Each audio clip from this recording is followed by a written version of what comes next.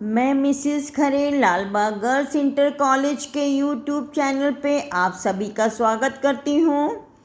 आज मैं क्लास 12 के लिए फिजिक्स सीरीज़ का पार्ट 128 लेके आई हूँ। आज मैं बताऊँगी AC circuit containing only self inductance. बच्चों, पिछले पार्ट में हमने AC circuit containing only pure resistance R बताया था। आज हम बता रहे हैं जब परिपथ में केवल स्वप्रेरकत्व है। ये आपकी कुंडली है और ये आपका एसी सोर्स है जिसमें आरोपित विभवांतर V बराबर V0 साइन ओमेगा t है।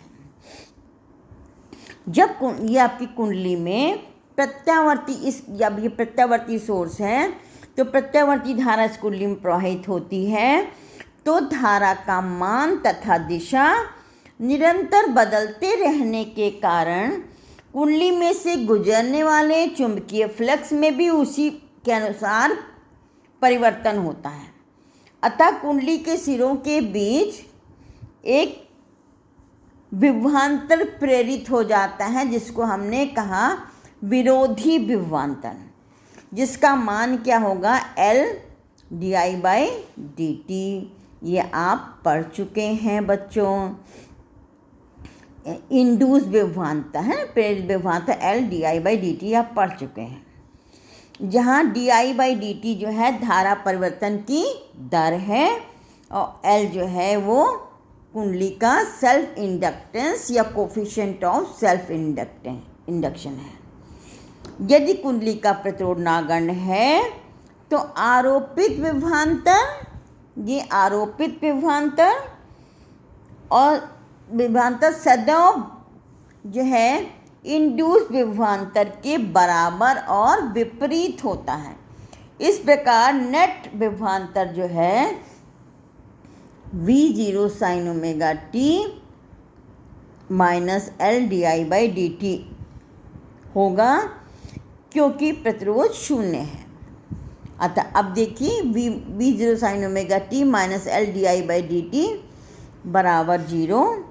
अब यहाँ पे क्या है, L di/dt बराबर V0 sign omega t, di बराबर L नीचे ले गए V0/L sign omega t dt। समाकलन करने पर, इंटीग्रेशन करने पर di ये आ गया V0/L integration sign omega t dt। अब इंटीग्रेशन करने के बाद di से मिला i, V0/L sign omega t का इंटीग्रेशन है minus cos omega t upon omega. ठीक है, ये माइनस और ओमेगा बाहर ले लिया तो माइनस V0/ओमेगा L कॉस ओमेगा t। ठीक है बच्चों, अब माइनस V0/ओमेगा L साइन, अब इसको हम लिख सकते हैं साइन π/2 माइनस ओमेगा t। तो साइन 90 माइनस थीटा बराबर होता है कॉस थीटा, है ना। तो वही आ गया। अब देखिए, अब माइनस साइन को जब अंदर ले गए तो ये आ गया sine omega t minus π/2, I बराबर I0 sign omega t minus π/2।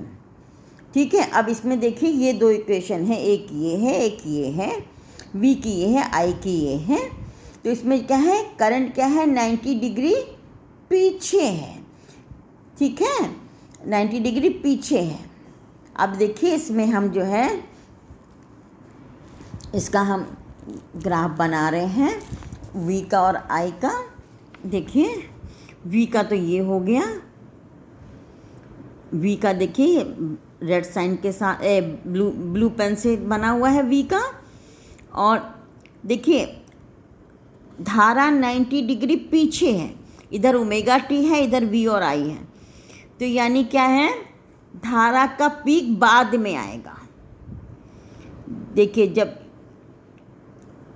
यहाँ देखिए जब आपने ओमेगा t बराबर π/2 तो साइन 0 हो जाएगा।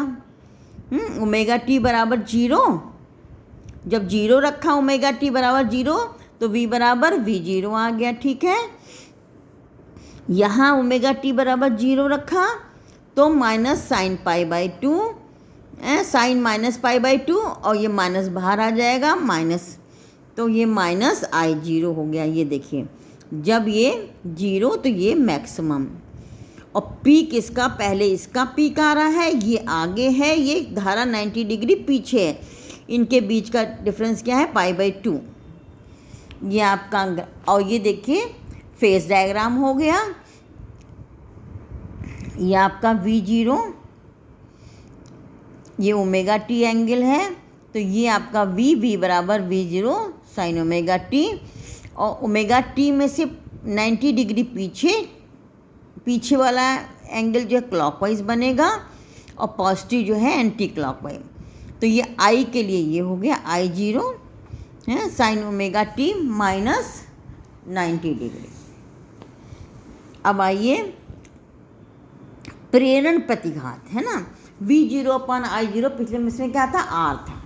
अब हमने देखिए यहाँ पे लिया था, ये देखिए V0/ω_L बराबर I0, तो V0/I0 क्या था, ω_L। V0/I0 क्या है, ω_L। इसको हम XL से डिनोट करते हैं। V/I क्या है, प्रतिरोध होता है, आपने पढ़ा था। तो यहाँ पे क्या कहेंगे, प्रेरण प्रतिघात कहेंगे, इसको XL से डिनोट करेंगे। यह है बराबर ω_L प्रेरण प्रतिघात। प्रतिघात बिल्कुल वैसे क्या, रेजिस्टेंस से प्रतिघात बढ़ेगा तो धारा कम होगी। जैसे रेजिस्टेंस बढ़ता है तो धारा कम होती है। अगर जो है समझ में, ये घटेगा, प्रतिघात घटेगा तो धारा बढ़ेगी। ठीक है, तो X ये आपका प्रेरण प्रतिघात है XL। L जो है सफिक्स से गुणा नहीं है बच्चों, ω_L 2πf × L। ओमेगा की जगह क्या होगा, 2π। F क्या, फ्रीक्वेंसी और XL में अगर ग्राफ खींचे तो ये स्ट्रेट लाइन आएगा।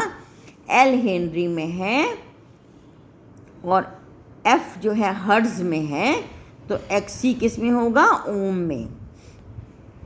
अब देखिए DC की आवृत्ति क्या होती है, शून्य। DC मतलब DC AC समझ रहे हो, ये अल्टरनेटिव डायरेक्ट करंट की आवृत्ति क्या, शून्य होती है। अतः प्रेरण प्रतिघात क्या हो गया, शून्य हो गया।